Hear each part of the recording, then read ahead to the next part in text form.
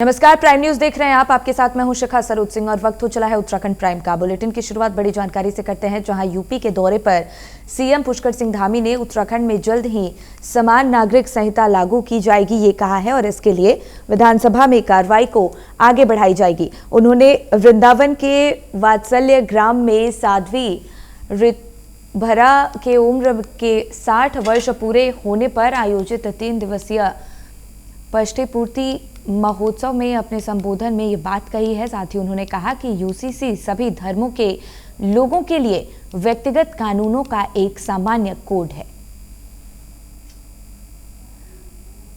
तो ये बड़ी जानकारी, इस वक्त की बड़ा अपडेट, जहां देखिए उत्तर प्रदेश के दौरे पर उत्तराखंड के मुख्यमंत्री पुष्कर सिंह धामी हैं और सीएम पुष्कर सिंह धामी ने साध्वी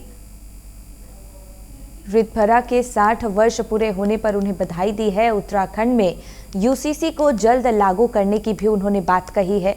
उत्तराखंड में जल्द लागू होगा यूसीसी, तो सीएम पुष्कर सिंह धामी की तरफ से ये तमाम बातें कही गई हैं।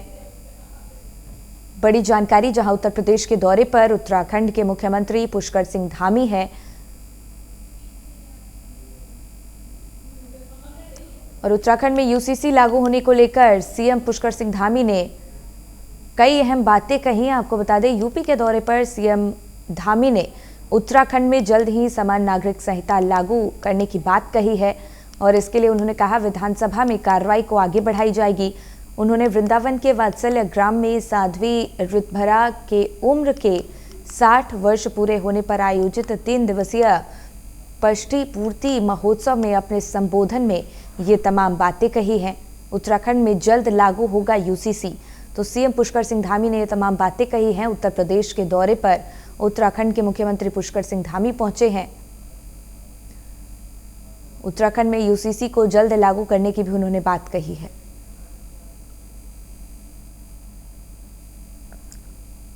तो बड़ी जानकारी इस वक्त की आपके सामने, जहां मुख्यमंत्री ने साध्वी ऋतभरा के 60 वर्ष पूरे होने पर उन्हें बधाई दी है।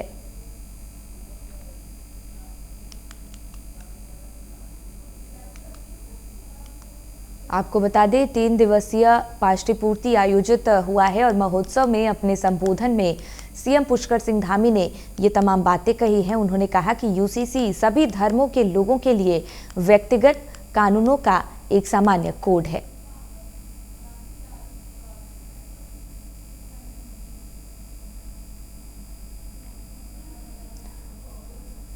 तो ये बड़ी जानकारी इस वक्त की, जहां यूपी के दौरे पर उत्तराखंड के मुख्यमंत्री पुष्कर सिंह धामी पहुंचे हैं और उत्तराखंड में जल्द ही यूसीसी लागू होने को लेकर उन्होंने अपने संबोधन में तमाम बातें कही हैं। उन्होंने कहा इसके लिए विधानसभा में कार्रवाई को आगे बढ़ाई जाएगी।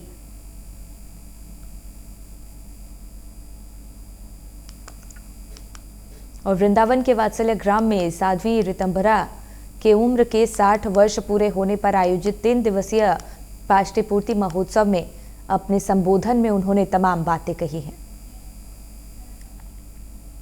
इस बीच देहरादून से बड़ी जानकारी, जहां पूर्व मुख्यमंत्री हरीश रावत पदयात्रा निकालने वाले हैं। 6 जनवरी को देहरादून में ये पदयात्रा निकाली जाएगी।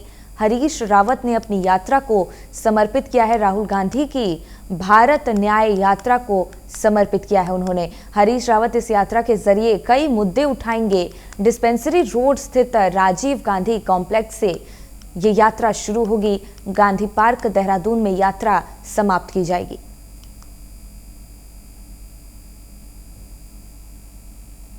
तो ये बड़ी जानकारी आपके सामने इस वक्त की देहरादून से, जहां पूर्व मुख्यमंत्री हरीश रावत पदयात्रा निकालेंगे। 6 जनवरी को देहरादून में ये पदयात्रा निकाली जाएगी। हरीश रावत ने अपनी यात्रा को समर्पित किया है। आपको बता दें कि राहुल गांधी की भारत न्याय यात्रा को उन्होंने इस यात्रा को समर्पित किया है। हरीश रावत इस यात्रा के जरिए कई मुद्दे उठाएंगे। डिस्पेंसरी रोड स्थित राजीव गांधी कॉम्प्लेक्स से ये यात्रा शुरू होगी और गांधी पार्क में इस यात्रा का समापन होगा। 6 जनवरी को देहरादून में ये पदयात्रा निकाली जाएगी।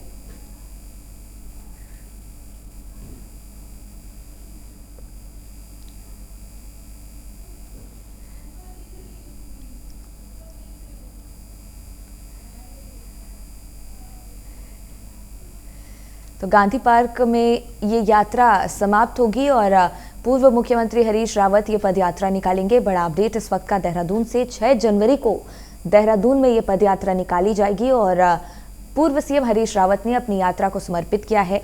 कांग्रेस नेता राहुल गांधी की भारत न्याय यात्रा को समर्पित किया है। हरीश रावत इस यात्रा के जरिए कई मुद्दे उठाएंगे और डिस्पेंसरी रोड स्थित राजीव गांधी कॉम्प्लेक्स से ये यात्रा शुरू होगी और इसके साथ ही गांधी पार्क में जाकर ये यात्रा खत्म हो जाएगी।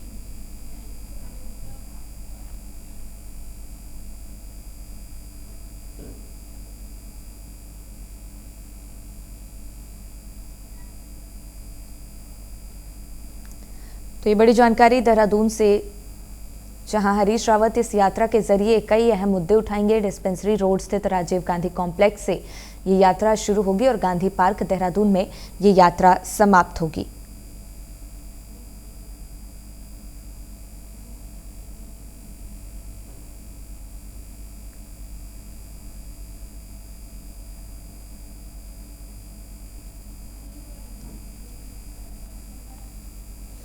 आगे बढ़ेंगे, जहां रुड़की के मंगलौर में अक्षत पूजन कलश यात्रा निकाली गई है। जय श्री राम के नारों और भगवान राम के गीतों के साथ ये यात्रा निकाली गई। इस दौरान रथ पर राम, सीता और लक्ष्मण सवार थे। जगह जगह महिलाओं और पुरुषों ने उनका भव्य स्वागत किया। साथ ही डीजे की धुन और ढोल नगाड़ों पर सभी महिलाओं ने जमकर नृत्य भी किया है। दरअसल श्री राम मंदिर प्राण प्रतिष्ठा के तहत हर घर महासंपर्क अभियान चलाया जा रहा है और इसी के मद्देनजर ये खास तस्वीरें देखने को मिली, जो अपने आप में सबका ध्यान अपनी ओर आकर्षित कर रही थी। तो रुड़की से ये जानकारी आपके सामने। मंगलौर में अक्षत पूजन कलश यात्रा निकाली गई है और जय श्री राम के नारों और भगवान राम के गीतों के साथ ये यात्रा निकाली गई। इस दौरान रथ पर राम, सीता और लक्ष्मण सवार थे और जगह जगह महिलाओं और पुरुषों ने उनका भव्य स्वागत किया।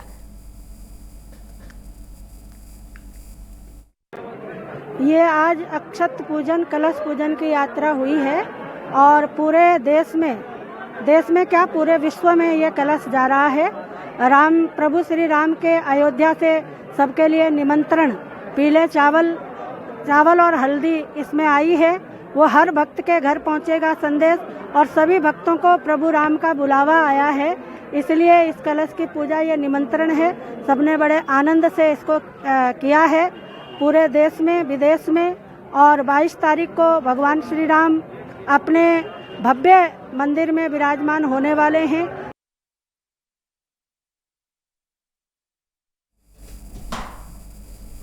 आगे बढ़ेंगे, जहां पौड़ी में सर्द हो चले मौसम और रात्रि को पड़ रही कड़ाके की ठंड के बीच अब रात्रि गश्त और ड्यूटी पर तैनात पुलिस के जवानों की चाय की चुस्की और अलाव की सुविधा भी मिल सकेगी। जानकारी देते हुए एसएसपी ने बताया कि बढ़ती ठंड को देखते हुए सभी थाना प्रभारियों को अपने थाना क्षेत्र के अंतर्गत रात्रि गश्त के दौरान तैनात सिपाहियों के लिए चाय की व्यवस्था करने के निर्देश जारी किए गए हैं। इसको लेकर सभी थाना प्रभारी को अलग से फंड भी जारी कर दिया गया है, जिससे रात्रि गश्त के दौरान तैनात सिपाहियों को ठंड में थोड़ी राहत मिल सकेगी।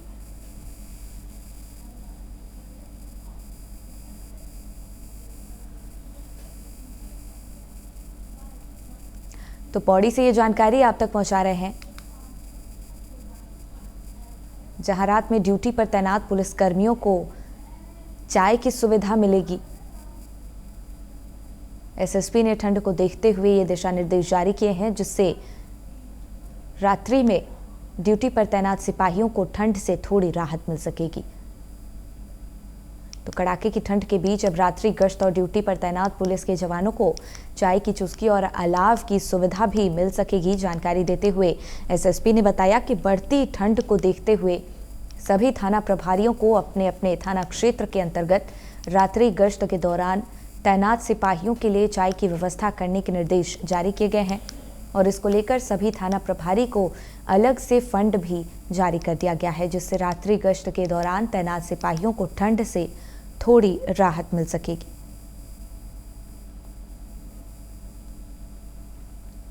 पौड़ी जनपद में कड़ाके की ठंड पड़ रही है और कई जगह जो है टेम्परेचर काफ़ी डिप कर गया है। पाले की भी कहीं कहीं जो है समस्या है और रात्रि में चूंकि हमारे कर्मचारी लगातार गश्त व पिकेट में तैनात रहते हैं, तो सभी थाना प्रभारियों को निर्देश दिया गया है कि जो भी रात्रि में जोनल अधिकारी अपने अपने क्षेत्र में इन गश्त को चेक करने के लिए निकलेंगे, तो वो इनके लिए जो हमारे कर्मचारी नियुक्त हैं गश्त में या पिकेट में, उनके लिए चाय की व्यवस्था ज़रूर सुनिश्चित करवा दी जाए। और इसके लिए प्रतिसार निरीक्षक को अलग से अतिरिक्त बजट दिया गया है।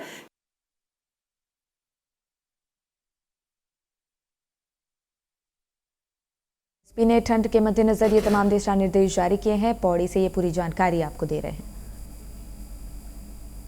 वहीं उत्तराखंड के गदरपुर में पुलिस को बड़ी कामयाबी हाथ लगी है। पुलिस ने अवैध असलहा फैक्ट्री का भंडाफोड़ किया है, जिसे बाप बेटे चला रहे थे और आरोप पिता को पुलिस के हाथे वो चढ़ गया है, लेकिन आरोपी को बेटा और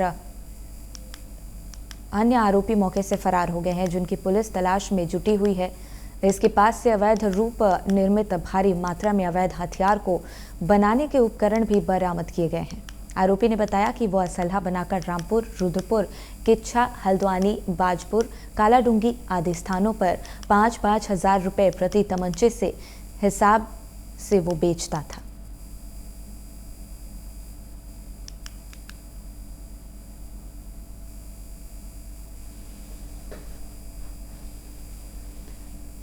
तो बाप बेटे इस पूरे मामले में पुलिस के हत्थे चढ़े हैं। हालांकि 2 आरोपी अभी भी फरार चल रहे हैं। साथ ही पुलिस ने अवैध हथियार भी बरामद किए हैं। उत्तराखंड के गदरपुर का ये पूरा मामला है, जहां पुलिस को बड़ी कामयाबी हाथ लगी है। अवैध असलहा फैक्ट्री का भंडाफोड़ पुलिस ने किया है, जिसमें बाप बेटे आरोपी पाए गए हैं और दोनों को पुलिस ने गिरफ्तार कर लिया है। और इसके साथ ही 2 आरोपी मौके से फरार हो गए हैं, जिनकी तलाश में पुलिस जुटी हुई है। आरोपियों के पास से अवैध रूप निर्मित भारी मात्रा में अवैध हथियार को बनाने के उपकरण भी बरामद किए गए हैं। और साथ ही आरोपी ने बताया कि वो असलहा बनाकर रामपुर, रुद्रपुर, किच्छा, हल्द्वानी, बाजपुर, कालाढूंगी आदि स्थानों पर 5-5 हज़ार रुपये प्रति तमंचे को बेचता था।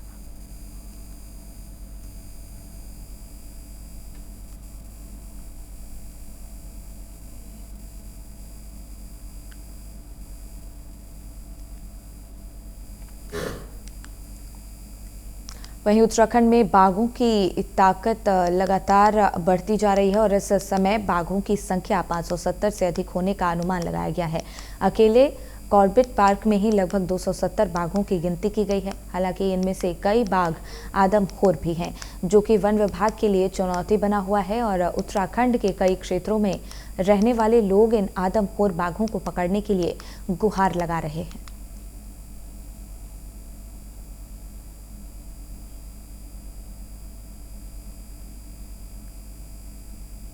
तो बाघों की संख्या में लगातार इजाफा देखने को मिल रहा है और इस समय बाघों की संख्या 570 से अधिक होने का अनुमान लगाया गया है।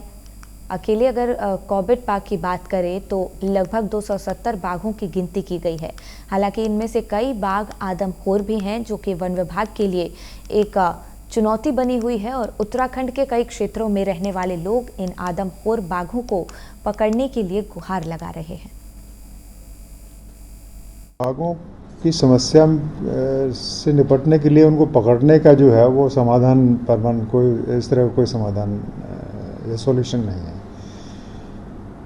इस समस्या को कंट्रोल करने के लिए सबसे ज़्यादा ज़रूरत है लोगों को अवेयर करने की, नंबर 1। नंबर 2, उनका जो हैबिटेट है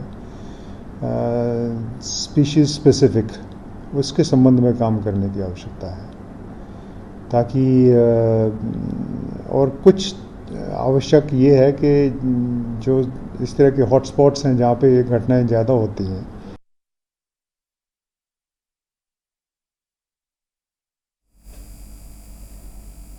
तो आदमखोर बाघों को पकड़ने के लिए लोगों ने गुहार लगाई है। इस समय बाघों की संख्या 570 से अधिक होने का अनुमान लगाया गया है। सिर्फ और सिर्फ कॉर्बेट पार्क में ही लगभग 270 बाघों की गिनती की गई है। हालांकि इनमें से कई बाघ आदमखोर हैं, जो कि वन विभाग के लिए चुनौती बनी हुई है। उत्तराखंड के कई क्षेत्रों में रहने वाले लोग इन आदमखोर बाघों को पकड़ने के लिए गुहार लगा रहे हैं।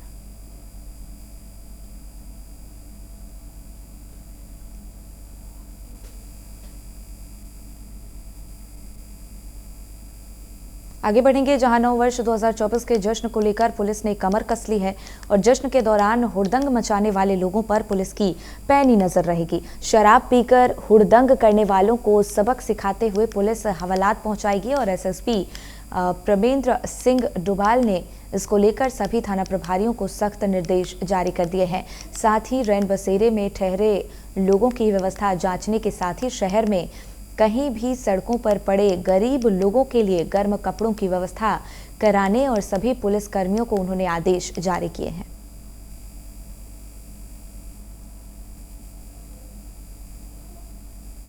कि पहले तो आगामी नववर्ष की आप सभी लोगों को बहुत बहुत शुभकामनाएं हैं और नववर्ष को व्यवस्थित ढंग से और सकुशल संपन्न कराने के लिए पुलिस लगातार सड़कों में रहेगी, काम भी करेगी और जो लोग हुड़दंग वगैरह करते हैं उन पर भी नकेल कसेगी। नहीं, रैन बसेरा का हम लोगों का खैर एक ये मानना है कि जो भी गरीब आदमी है जो बाहर सड़कों में सो रहा है, जिसको आवास की एकदम समस्या है, उपलब्ध नहीं हो पा रहा, तो रैन बसेरा तक पहुंचाने की जिम्मेदारी में हम लोगों ने अपने अधीनस्थों को भी यही कहा है कि वो नगर निगम हो या फिर जो प्रशासन के साथ सहयोग करते हुए उनको जो आवश्यक रैन बसेरे हैं वहाँ तक पहुँचाने की करें।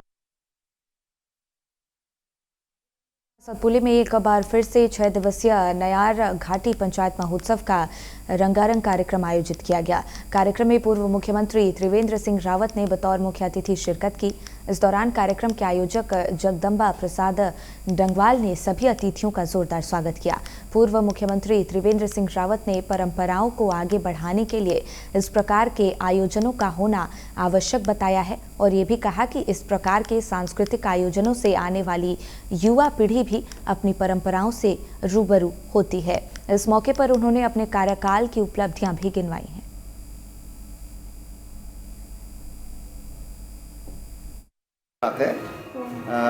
मुझे अच्छा लगा कि सतपुली में नयार घाटी महोत्सव हो रहा है और आयोजन भी छोटा नहीं है। मेरे ख्याल से 5-6 दिन का इन लोगों ने ये पूरा आयोजन किया है।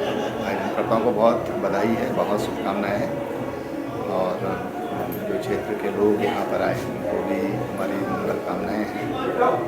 इस तरह के कार्यक्रमों से जो स्ट्रेस है समाज में वो कम होता है, उनका ध्यान बढ़ता है और वो खुशी महसूस करते हैं। अच्छा, इस तरह के आयोजन होते रहने चाहिए। ये लोग मिलने आए थे, क्षेत्र से लोग आए थे, काफ़ी दूर दूर से आए हुए थे और जैसे घर परिवार में बातें होती हैं वही बातें उन लोगों से हुई हैं। थोड़ा बहुत कुछ समस्याएं रहती हैं तो उनका भी लोगों ने जिक्र किया है।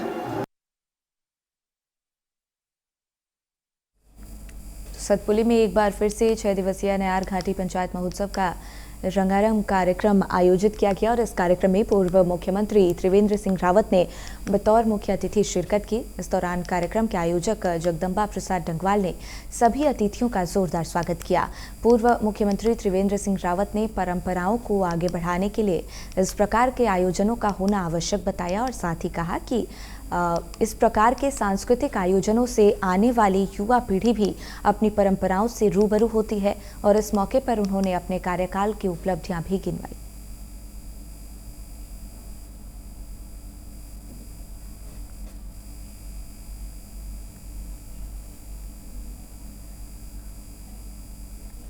आगे बढ़ेंगे जहां देहरादून में ई रिक्शा चलाने वालों के लिए नया साल चुनौतीपूर्ण हो सकता है।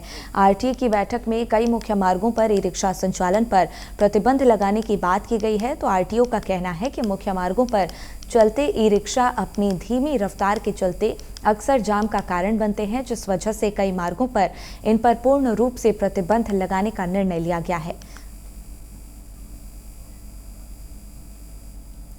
देहरादून से जानकारी आप तक पहुंचा रहे हैं जहां ई रिक्शा चालकों के लिए नया साल चुनौतीपूर्ण हो सकता है। मुख्य मार्ग पर ई रिक्शा संचालन पर प्रतिबंध लगाया गया है। आरटीओ ने आरटीए की बैठक में ये फैसला लिया है।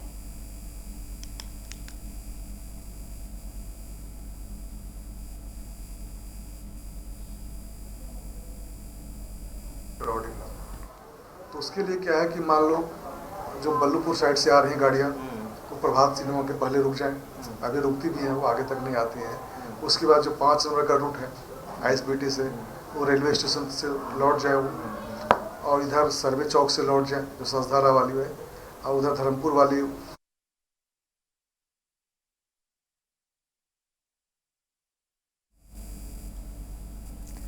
तो आरटीओ का कहना है कि मुख्य मार्गों पर चलते ई रिक्शा अपनी धीमी रफ्तार के चलते अक्सर जाम का कारण बन जाते हैं, जिस वजह से कई मार्गों पर इन पर पूर्ण रूप से प्रतिबंध लगाने का निर्णय लिया गया है। तो देहरादून से जानकारी आपके सामने, जहां ई रिक्शा चालकों के लिए नया साल चुनौतीपूर्ण हो सकता है। मुख्य मार्गों पर ई रिक्शा संचालन पर प्रतिबंध लगाया गया है। आपको बता दें, आरटीए की बैठक में कई मुख्य मार्गों पर ई रिक्शा संचालन पर प्रतिबंध लगाया गया और आरटीओ का कहना है कि मुख्य मार्गों पर चलते ई रिक्शा अपनी धीमी रफ्तार के चलते अक्सर जाम का कारण बनते हैं, जिस वजह से कई मार्गों पर इन पर पूर्ण रूप से प्रतिबंध लगाने का निर्णय लिया गया है।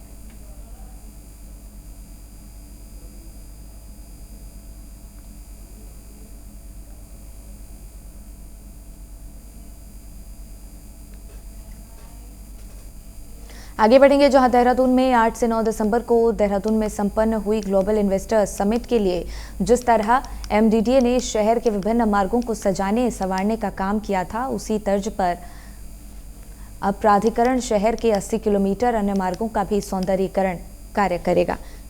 इस क्रम में एमडीडीए उपाध्यक्ष ने प्राधिकरण में अधिकारियों की बैठक लेकर आवश्यक निर्देश भी जारी किए हैं।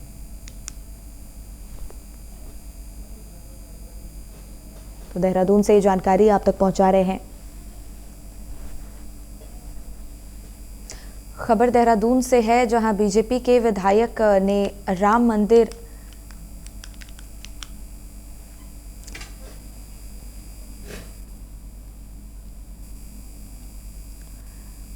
राम मंदिर निर्माण के श्रेय को लेकर राजनीति करने वाले विपक्ष पर कटाक्ष करते हुए ये कहा कि रामलला का भव्य और दिव्य मंदिर अरबों सनातनियों की भावनाओं और बलिदान का परिणाम है।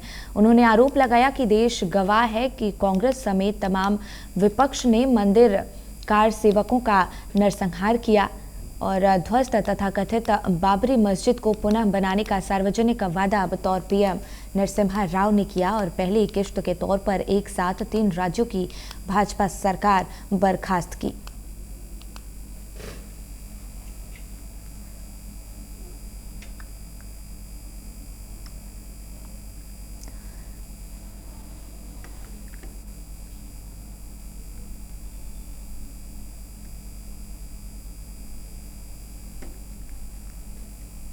तो बीजेपी विधायक का कांग्रेस पर हमला देखने को मिला है। देहरादून से पूरी जानकारी आप तक पहुंचा रहे हैं।